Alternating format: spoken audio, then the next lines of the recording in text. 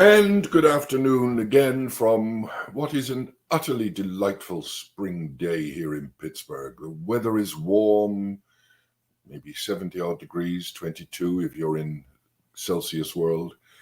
Absolutely beautiful, and it'll snow on Sunday. But then again, it's Pittsburgh. What do you know? I don't know. I give up. Anyway, I hope you're all out there. I hope you're all having a delightful day. I hope you're all COVID-free. And there's James from White Oak. Who should we trust?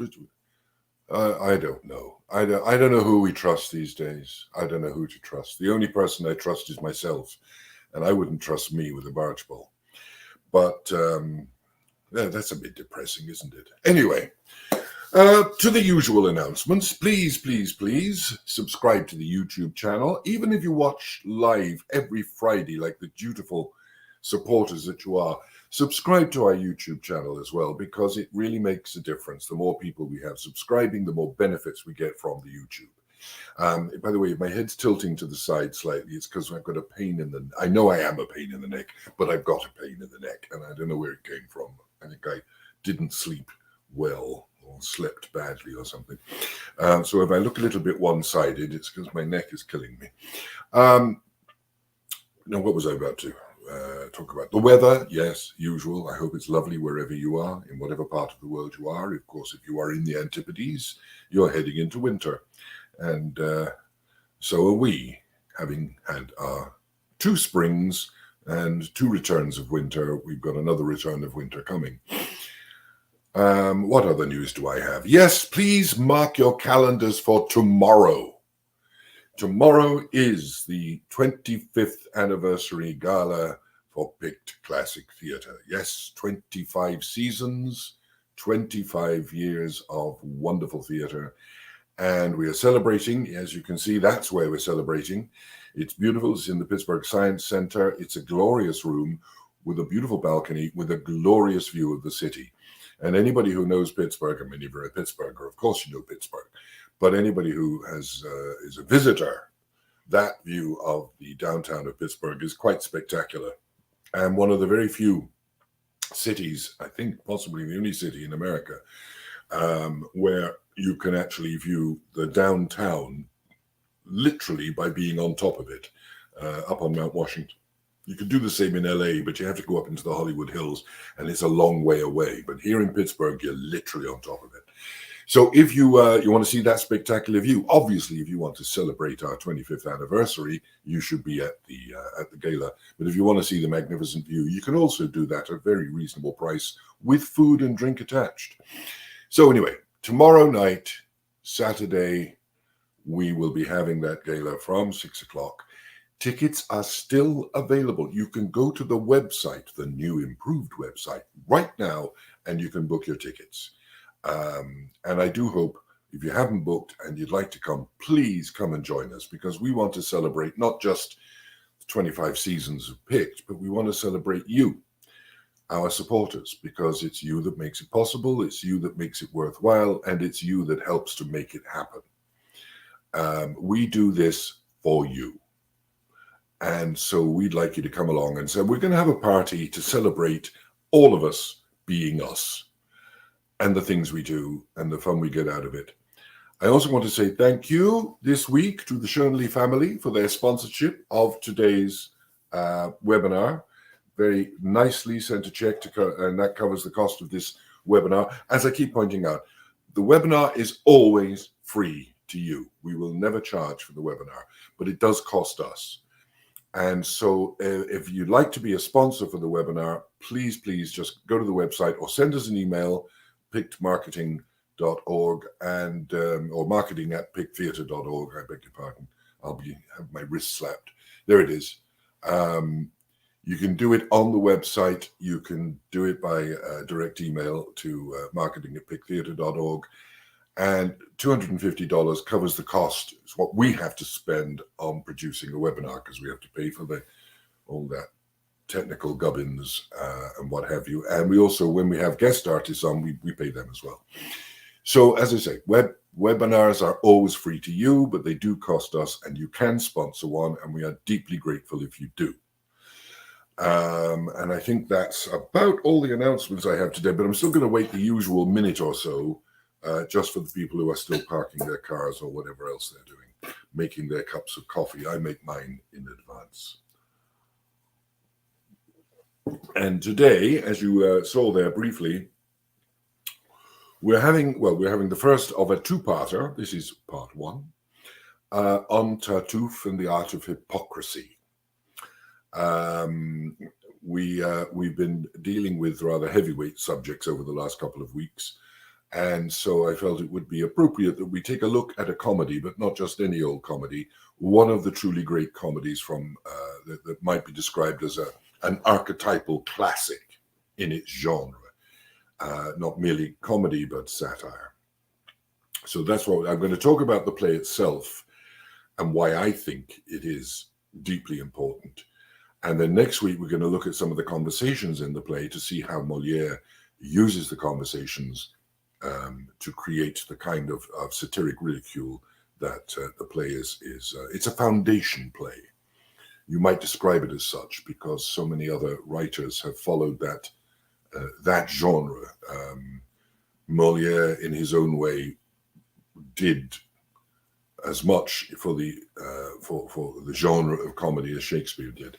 In fact, Moliere is often, rightly or wrongly, described as the French Shakespeare. And his plays are truly magnificent, are truly funny. And they were written, by the way, and it's important to note, from the perspective of the fact that Moliere was not merely a writer, but he was an actor. He loved to perform. I think I've just begun. Anyway, I've begun. He was an actor. He loved to perform. And so his plays are written very much from the actor perspective, from the perspective of saying words, using dialogue, performing and playing. These are incredibly actable plays. They're not written by an intellectual in that pure sense. They're not written by a polemicist. They are written by an actor who knew he had things to say and wanted to comment about the world, particularly the world around him. But because he commented so brilliantly and because he understood the world around him with such an astute degree of observation, his plays fall into what I've always categorized as classic, a play that was true of its time and for all time. And I want to discuss that a little bit today, to discuss the all-time factor of what he was writing about. Now, I sort of subtitled in my head the notion, be careful who you pray with. It's a very, very good motto. And by pray, I don't just simply mean to the God of your choice. I mean who you worship, who you adore, who you respond to, whose teaching you follow. Be careful. That's all Moliere is saying. Be careful. Think about it. Take a look at it. And through the course of today, I hope to make a couple of references that should indicate what I mean by this and why we learn from a play like Tartuffe and why we should learn from a play like Tartuffe and why we should make a play like Tartuffe compulsory reading for young people, which in present time in the United States is sometimes becoming a difficulty. However, let's take a look at it. Now, first of all, when was he writing this play? What was the world in which he was writing this play? Well, it was in the reign of Louis XIV of France, known affectionately or not as the Sun King. It was Louis XIV who really elevated the French monarchy to a level it hadn't known for several hundred years.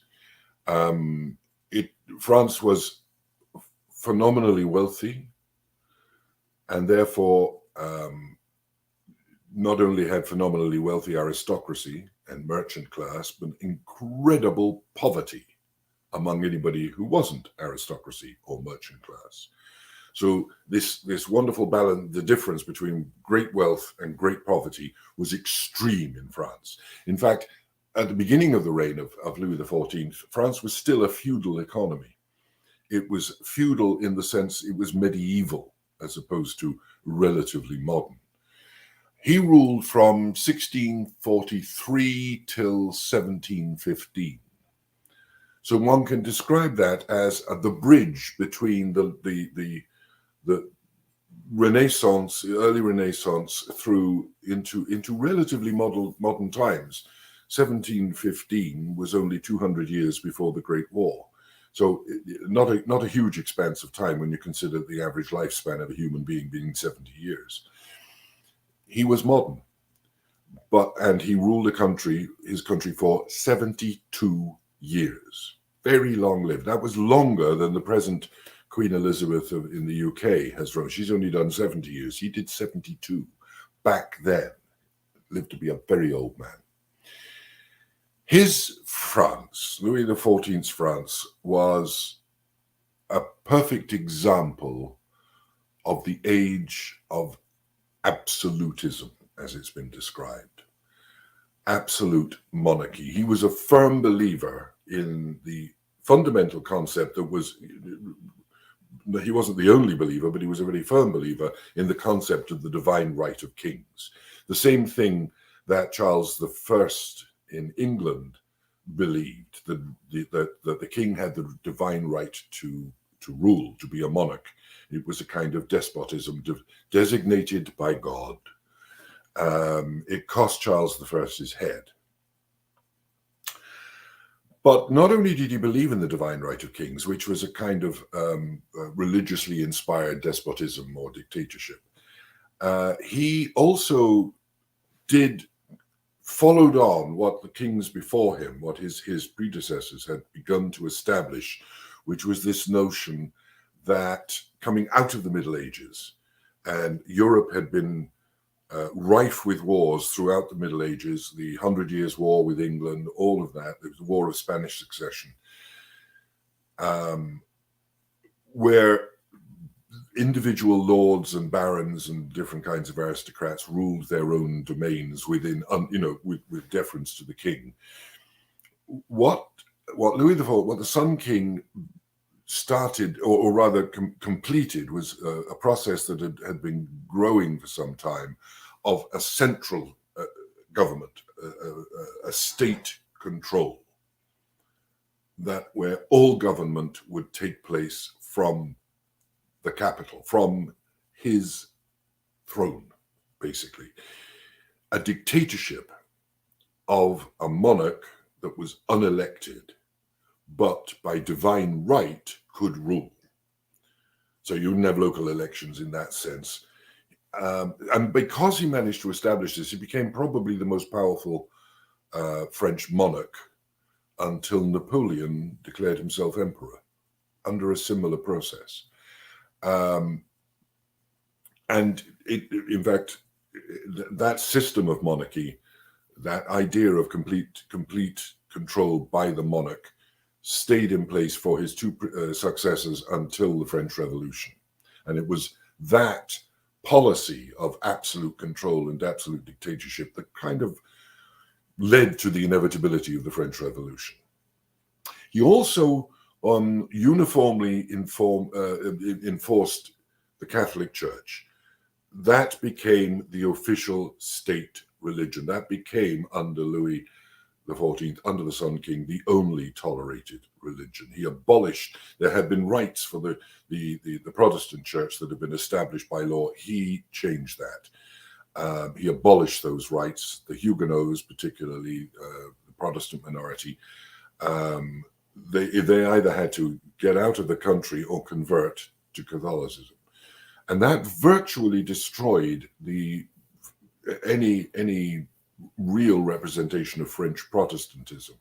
He was a very Catholic king, and he was fiercely nationalistic. During his reign, France became a superpower. It was economically a superpower, and it was militarily a superpower. He was fascinated by warfare, and it was waging war that was his major foreign policy. He would wage war whenever the opportunity arose. And it was within his personality, this idea of be rich by commerce, force the commerce, take revenge on those who oppose you. And I'm quoting here, he sensed that war was the ideal way to enhance his glory. So again, I'm quoting, in peacetime, he concentrated on preparing for the next war. He taught his diplomats their job was to create tactical and strategic advantages for the French military. Does this sound vaguely familiar?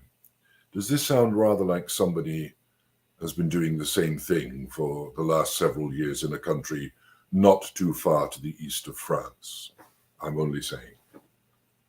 But he loved the arts. He loved things of beauty. He was the one who created the Palace of Versailles. He loved music. He loved literature. He loved drama. By the way, so did Stalin. And there were some very important artists who developed and grew and prospered during his reign. In terms of music, the most famous possibly being Lully, and the music of Lully, mostly for the classic viol, prospered, Marie and various others, and also in terms of theatre, Moliere. So that was the world that Moliere existed in, the reign of the Sun King, a militaristic, powerful, rich France that had this beautiful gloss and a church that was totally dominant, that rested on top of a vast body of unbelievable poverty. And what the church teaches about caring for the poor didn't seem to be a factor. So let's look at the theme, hypocrisy, which was the other subtitle of this particular thing. Now, I'm going to do a lot of quoting during this because it's easier. Hypocrisy is described as the practice of engaging in the same behavior or activity for which one criticizes another. I think we all understand that. Once you say you should be doing this when you don't do it yourself, you're a hypocrite. Or the practice of claiming to have moral standards or belief to which one's own behavior does not conform. In other words, I am better than you because I believe this, I believe that, but you don't practice it. That's hypocrisy. A failure to follow one's own expressed moral rules and principles. In other words, don't do as I do, do as I say. This is all hypocrisy.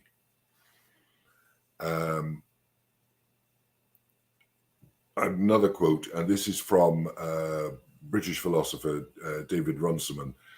Other kinds of hypocritical deception include claims to knowledge that one lacks. By the way, everything I tell you may be wrong. I'm just doing that disclaimer because I'm not claiming to knowledge that I lack. Claims to knowledge that one lacks, claims to a consistency that one cannot sustain, claims to a loyalty that one does not possess, claims to an identity that one does not hold. Basically, hypocrisy is a mask that is worn in order to fool others. And like all good words, hypocrisy comes from the Greeks. Hypokrisis, which means play acting, acting out, a coward, or dissembling. By play acting, I mean being the assumption of a counterfeit persona, pretending to be something that you're not. And there's a sister word to hypocrisy that comes from the other great classic language, Latin, and that is mendacity, from mendax, deceitful, deceptive, and lying. So hypocrisy and mendacity, to be a hypocrite and to be mendacious, tend to go hand in hand. And they are both about deception. They are both about pretending that which you are not, usually, pretty much totally, for personal gain. Sometimes for personal grandeur, but generally speaking, for personal gain. There's an American historian, Martin Jay, who wrote a piece on the virtues of mendacity. on lying in politics. He wrote this in 2012, and I'm quoting again. Writers over the centuries have treated hypocrisy, deception, flattery, lying and cheating, slander, false pretenses, living on borrowed glory, masquerading, conventions of concealment, play acting before others, and the art of dissimulation. He assumes basically that politics is worthwhile, but since it is unavoidably hypocrisy, he concludes that lying must not be all that bad, since everybody seems to do it. He's being sarcastic. Most belief systems, most faith systems are opposed to the concept of hypocrisy.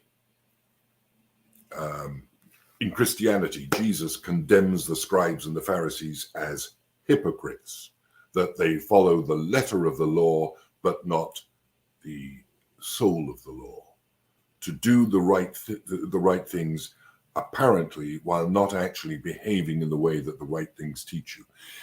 Islam is the same. Islam views hypocrisy as a sickness. In the Quran, it says those who claim to be believers and peacemakers but do not practice that think they're fooling God, but in fact they're only fooling themselves. Even Buddha condemns the man who takes on the appearance of an ascetic but is full of passions within. In other words, you're a hypocrite. Which brings us to the play. Now, you might think that such a serious topic, because I've been rambling on about this for 15 minutes now, you might think that that would deserve to be considered a tragic flaw worthy of a tragic theme and a style of writing. But hypocrisy, I think, is far too important a topic and far too serious a human frailty to be treated in that way, in the way of tragedy. The only way to comment on such a matter is with theatre's most potent weapon, satire. Satire is the dagger that slices through hypocrisy and pretension and mendacity. When we laugh at our enemies, we make them weaker. And if you don't believe that, look on social media at all the cartoons, the satiric cartoons that are coming out at the moment about a particular leader in Eastern Europe. Tartuffe, or The Impostor, or The Hypocrite, was first performed in 1664. So we're going back a long time, 350 years. And yet those characters, Tartuffe, Orgon, Elmire, his wife, are still thought of as some of the greatest roles in classical theatre because of what they teach us. Now, I don't normally go through the plot of a play, as you know, but in this case, it's important. We need to see the parallels.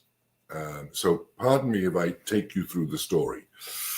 Orgon, by the way, in the original production, Moliere appeared, but he didn't play Tartuffe. He played Orgon. It's a wonderful role.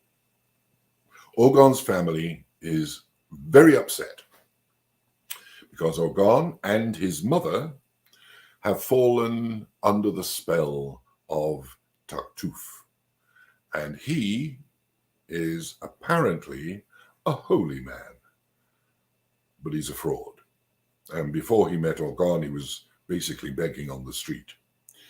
Tartuffe pretends to be pious and pretends to speak with divine intervention, divine knowledge, divine authority.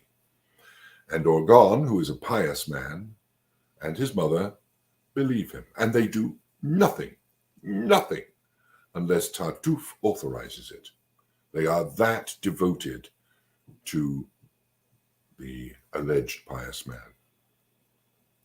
So much so, and let it be said that Orgon's entire family, with the exception of his mother, absolutely detest Tartuffe. There will, under Tartuffe, as Shakespeare put it in Twelfth Night, be no more cakes and ale. Everybody must be pious. Everybody must do what he says, because if they wish to be pious themselves. He's inflicting a kind of purity of behavior. So much so, Orgon is so taken with him that he announces that he's going to marry off his daughter Marianne to Tartuffe. Marianne is already engaged to a chap called Valère, so she feels quite naturally rather upset at this news. So the family devise a trap. They this scheme, this plot to get Tartuffe to confess to Elmire, Orgon's wife, his desire for her. They know, deep down, they know that he is a fraud. Deep down, they know that he really, really has carnal desire for Orgon's wife. And so if they can prove this, they know that Orgon will get rid of Tartuffe. And indeed, thanks to a bit of duplicity, Tartuffe does try to seduce Elmire. But unfortunately, he's overheard by Orgon's son, who's been eavesdropping, jumps out and denounces Tartuffe. There's always that problem. Being too early in your denunciation. Don't go to court unless you've got all the evidence intact. Accusation is not evidence. It's not proof. That is a lesson that Moliere is teaching us in this. Be certain of your case. Be certain of your evidence. I mean, the great moral of this one is don't go to court. You may lose. And this is exactly the example as played out in this moment by Damis, because Tartuffe recovers very quickly from the accusation and very cleverly. When Orgon arrives and Damis tells him what's happened, says, you know, this hypocrite has tried to seduce your wife. Tartuffe behaves brilliantly. Clever villains are the important word in that particular linkage is not villain, but clever. Tartuffe, with a brilliant display of quick thinking, accuses himself of being a sinner. A miserable sinner, just full of iniquity. Yes, my brother, I am wicked, guilty. I have sinned. I am guilty of sin. Does this sound familiar? I remember a particular, was it Jimmy Swaggart and the famous crying moment of I have sinned. Anyway, and sinned again within months. Again, nothing is new under the sun. And the classic play is classic because it's true of its time and for all time. Hypocrites are always with us. In the play, Orgon, convinced that Damis is now lying, banishes him, not Tartuffe.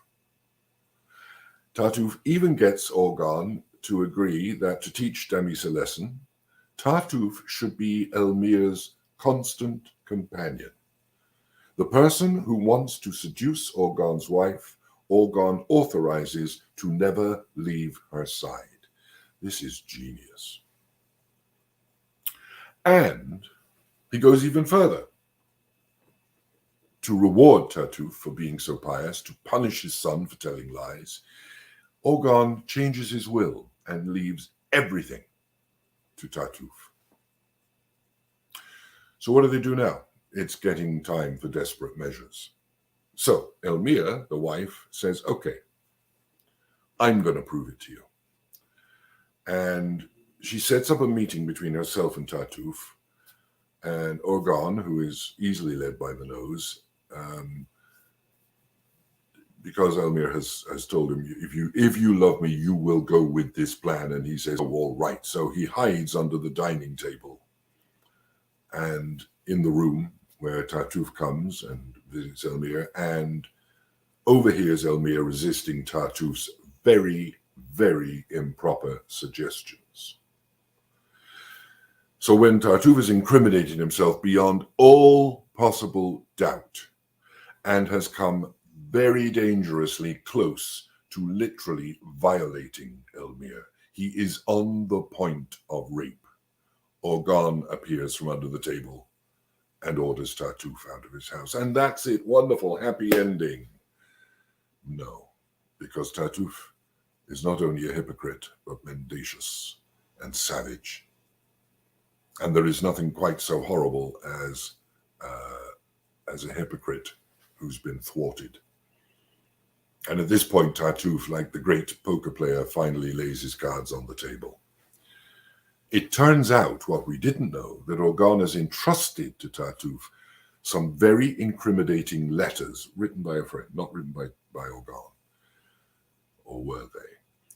Tartuffe has taken charge of these letters. He's got control of them. Now he tells Orgon that he will be the one to leave. And Tartuffe leaves the room, leaves the house. And now Orgon's family are really stuck. They don't know what to do. Basically, they're screwed. And very soon a bailiff or a gentleman of the court turns up, Monsieur Loyal, interesting name, Loyal to the crown, and says that the court has ruled that they must move out of the house because it now belongs to Tartuffe. In other words, by unmasking the hypocrite, they have now, through their own stupidity, lost everything. Then Valère arrives, this is the fiancé, with the news that Tartuffe has denounced Orgon for aiding and abetting a traitor, the guy who wrote the letters. Orgon is now implicitly a traitor because he hid the fact that treasonous letters were written and kept in his house. And before he can, the only thing they can do is get out of the country, but before they can even leave the house, Tartuffe arrives with an officer to have Tartuffe arrested. But, and this is where a slight moment of theatrical genius takes place. To Tartuffe's surprise, the officer arrests him, not Orgon. The officer explains, and here it comes, the enlightened king, the king being Louis XIV, who loves these plays, has heard of the injustices happening in the house, and appalled by Tartuffe's treachery, has ordered Tartuffe to be arrested himself. And as a reward for Orgon, who's always been a good guy, the king not only forgives him for keeping the letters, the treasonous letters, but invalidates the deed that gave Tartuffe the possession of everything that Orgon owns. As in all good comedy, and to quote Shakespeare, all's well that ends well. But that everything is set right by the unseen king is probably a clever, if somewhat hypocritical maneuver on the part of the playwright. But it is also in itself, I think, a satirical observation that when everything goes wrong in a dictatorial state, where justice is thwarted, where it is warped, where natural justice is turned on its head by force of circumstance, by hypocrisy and mendacity, the only cure for it in a totalitarian state is that if you are lucky enough for the king, stroke president, stroke dictator, to take pity on you and forgive you your transgressions, that there is no natural order of law or justice or courts that you can go to, that you depend on the very dictatorship that allows such things to happen to be corrected. Now, as a play, Tartuffe was incredibly popular with the public. It was even very popular with the king, with Louis XIV. And why wouldn't he like it? He was actually the ultimate hero in the play. Because the play demonstrated, and this is a very important thing about satire as well, and something that was learned, as I say, it's a foundation play. So many other writers using this principle. I mean, Moliere wasn't original in this. The Greeks had done it before him. And if you look back at Greek theatre, as we talked about, the foundation of this kind of satire was there 2,000 years earlier. It was there in the plays of Aristophanes. But what Moliere had done was to bring it up to a very modern addressing of the same situation.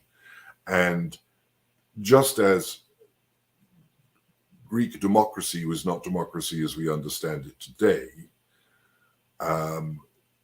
Democracy was, to them, the rule by a king where all citizens were free, but that didn't mean there weren't slaves. That didn't mean there weren't that you couldn't capture your. It wasn't what we understand as democracy.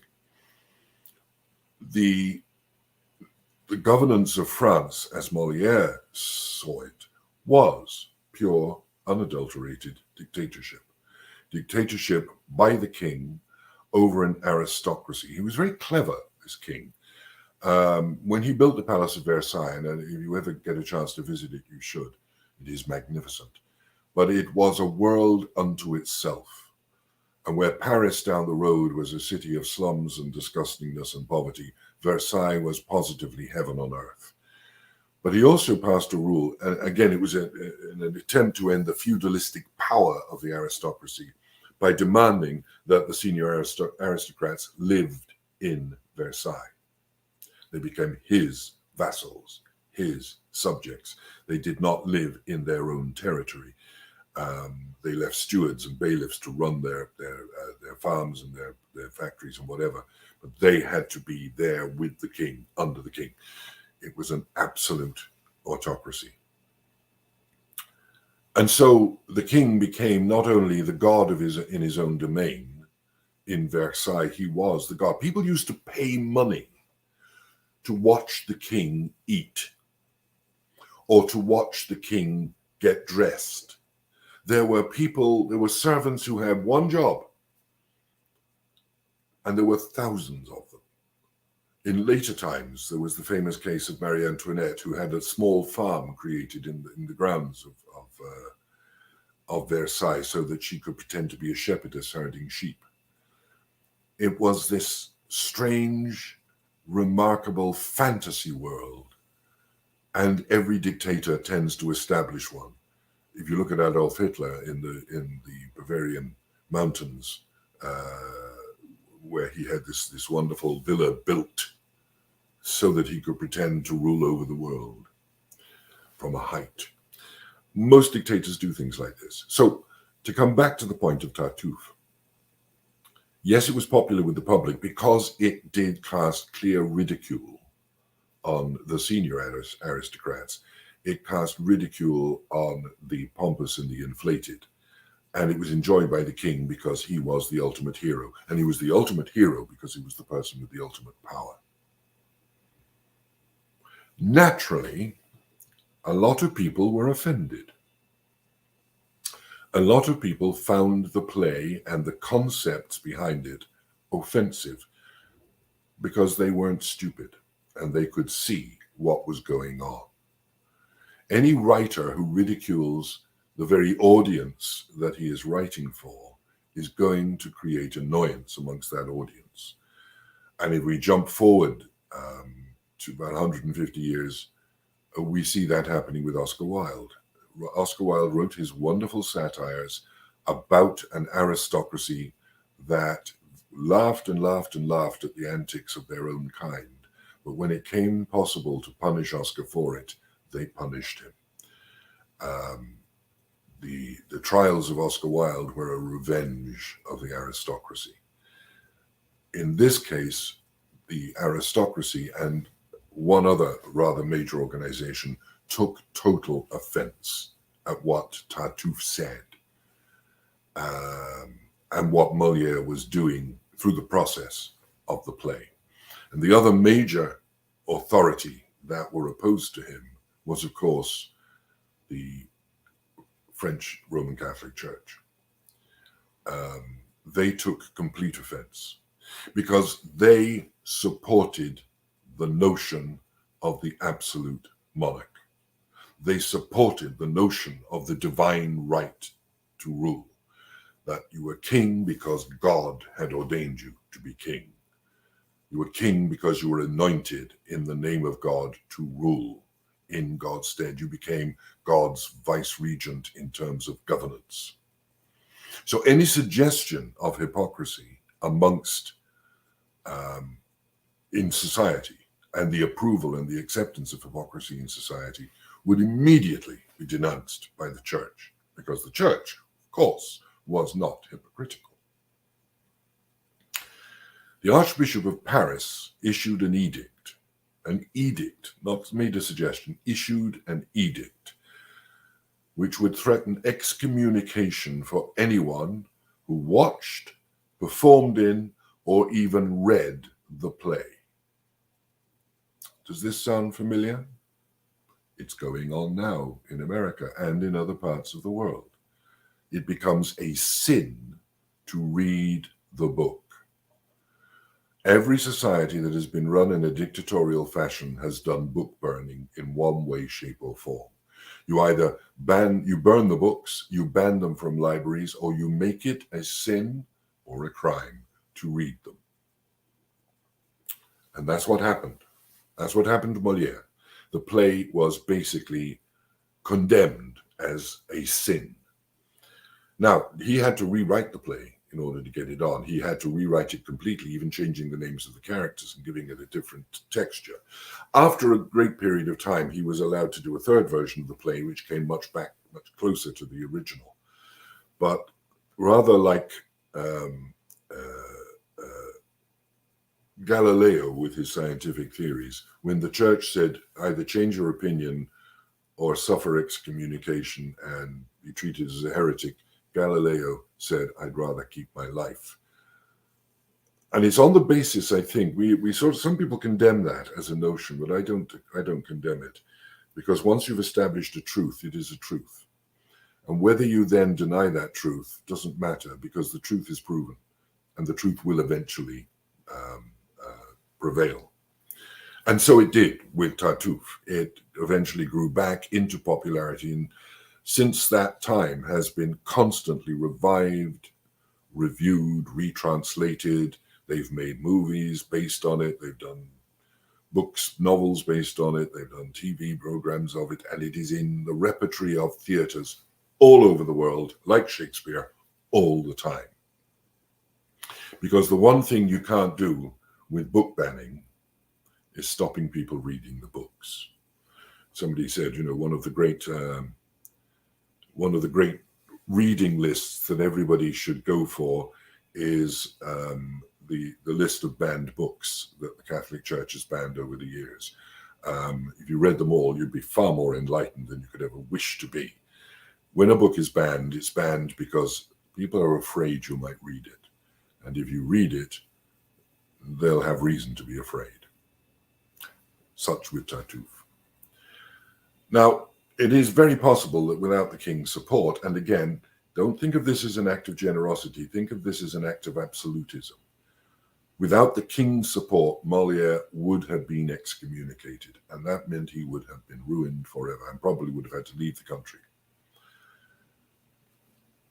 But even though public performances were banned, there were a lot of private performances that the French aristocracy supported. Those parts of the aristocracy who basically agreed with the principles of the play. And by the time we get, after the next two kings, to the point of the French Revolution, it wasn't only the peasants who rose. A lot of the aristocrats did as well. There were decent people within that frame. So the play's message carried through. What the play taught us about false gods, false belief, believing in the idea of somebody who sets themselves up as something that they are not and demands from us adherence to a creed that they do not live by, is a dangerous world to live in. And it's not just dangerous, it's stupid. The guilty very often will be laughing at themselves. That's a very frequent aspect of satire, and as I said, Oscar Wilde understood that and discovered the cruelty of that. But centuries later, there was in France, there was a very anti-clerical, anti-religious magazine, La Calotte. It started publication at the beginning of the 20th century. And in its first edition, its first editorial, I'm quoting again, laughter is the only weapon feared by the soldiers of Tartuffe. It's a beautiful phrase. It's wonderful because it sums it up perfectly. the army, the soldiers of Tartuffe, the army of the hypocrites, the army of the mendacious. And that's the point. Tartuffe is not only an incredibly funny play, and it really is. And next week, when we look at some of the dialogue in it, I hope that will demonstrate itself. It is a remarkably funny play. After all this time, it is still funny. And it is funny because we have had these conversations. It's funny because we have been duped in this way. It's funny because we have all met a Tartuffe in our lives that we have followed and believed in. And still do. And far too many of us are willing to be duped by the Tartuffes of this world, by the soldiers of Tartuffe, the false prophets, the false priests, the false monarchs, the false leaders. They are out there waiting for us. They are con men. They are con men who will take away everything we have if we let them. And the tragedy of the comedy is that we're willing to. We allow ourselves to be duped. And once we've bought into the lie, once we've said, yeah, I follow that person because I believe in everything he says, she says, they say. The hardest thing in the world is to say those three magic words, I was wrong. It's our own stupidity and our own unwillingness to admit our own error, as Orgon in this play cannot bring himself to admit he's wrong until he literally sees the moment at which his wife is about to be raped by the man he believes in. It has to come to that extreme. And again, Moliere is right. Once we've bought into a lie, we don't easily give it up because our pride, our ego, our own self-confidence, our own belief in ourselves would be questioned by us. And the last person we want to have question our belief is ourself. Self-doubt is a hard thing to deal with. And Moliere understood this. Tartuffe and the soldiers of Tartuffe understand that. It's that great principle that Hitler's propaganda minister Goebbels said. If you repeat a lie, no matter how big the lie is, if you repeat it often enough, people will start to believe it. The ultimate hypocrisy, the ultimate mendacity. If you tell your nation often enough that it is the greatest nation on the planet, they'll start to believe it. Just as if you say that the only race worthy of governing is the Aryan race, people will say it long enough, say it hard enough, say it often enough, people start to believe it. If you say that one particular religious tenet are the pariahs of society and no better than common animals, they are vermin, say it long enough, loud enough, and often enough, people will come to believe it. This is the danger of believing in the fraud, believing in the hypocrisy. Not just the hypocrite, but the hypocrisy itself. And that's the point. As I say, Tartuffe is not only an incredibly funny play, but it is a true classic in the pantheon of satire. And in a world that is now and always has been saturated with hypocrisy, in a world where, to use that phrase again, and I love it, the soldiers of Tartuffe, the hypocrites who play on the vulnerable and the downright stupid, and by that I mean every single one of us. It's from the pen of the satirist that we truly render the hypocrite impotent. Only when we learn to laugh at them, and more to the point, to laugh at our own stupidity. Only when, like Orgon, we can look into ourselves and say, I have been so stupid. How could I possibly have believed this nonsense? How could I possibly have allowed those I love to suffer because of my stupid belief in something that is not real? It's only when that happens that the soldiers of Tartuffe become impotent. And the only way we can do that is to laugh. And the thing we have to laugh at most, and the true purpose of satire, is to make us laugh at ourselves. Because until we can laugh at ourselves, we're not really capable of laughing at anyone else. We can ridicule them, We can be amused by them, but to truly laugh at the pathetic hypocrite, we have first to learn to laugh at ourselves. And again, by laugh, I don't just mean hee hee hee. I mean, see the absurdity, see the huge joke that we are in the fact that we did follow this and believe in this. Without the ability and the capacity to mock authority when it needs to be mocked, to expose the faults when they need to be exposed, we all become the victims of the false gods. And the soldiers of Tartuffe are false gods. And they're false gods because they're gods of our own making. And whether they're rulers or preachers, whether they appeal to our patriotism or our piety. And for an example of that, and if one believes the reports coming out of Russia at the moment, all the Orthodox churches in the world are opposed to the Russian invasion, except, of course, the Russian Orthodox, which is in support of the state. And although teaching the preachings of someone who preached love and gentleness and forgiveness and protecting the poor, they are supporting an aggressive army of aggression, an army that is attempting to conquer another state. This is hypocrisy. There's no other way you can look at it. I don't care what excuses, what arguments they put forward. It is hypocrisy. It is a perfect example of what this topic is about. And that's why, at the end of the day, we should not put and I'm quoting here from the book of Proverbs, put not thy faith in kings and princes, because kings and princes are authorities in their own right. They have that belief that they have some divine or universal right to govern without question, without opposition, without challenge. That's why we should be careful of who we pray with.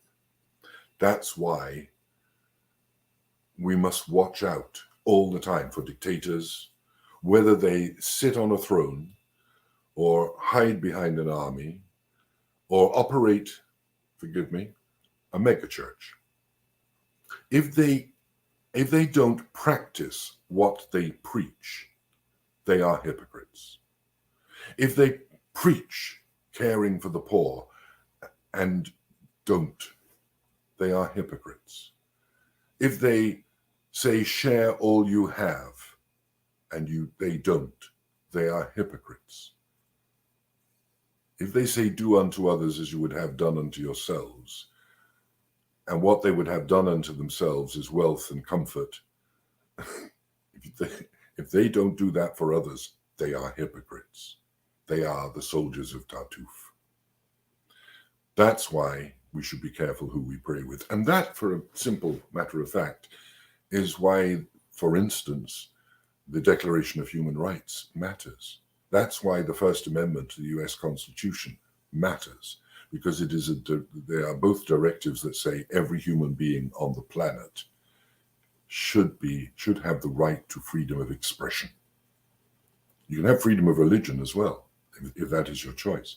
But to my mind, freedom of expression is the most important. And the Tartuffes of this world take it away from you by giving you a false prophecy, by setting themselves up as a false god. And if you buy into that, you've given up your independence and your freedom. Sorry, I've been preaching a lot today. I apologize, but I do take the matter very seriously. And I do think the play opens up a world of investigation and has opened up a world of dramatic investigation that really, really matters to society, and especially in these days when democracy seems to be under threat everywhere. The soldiers of Tartuffe are everywhere, and we have to watch out.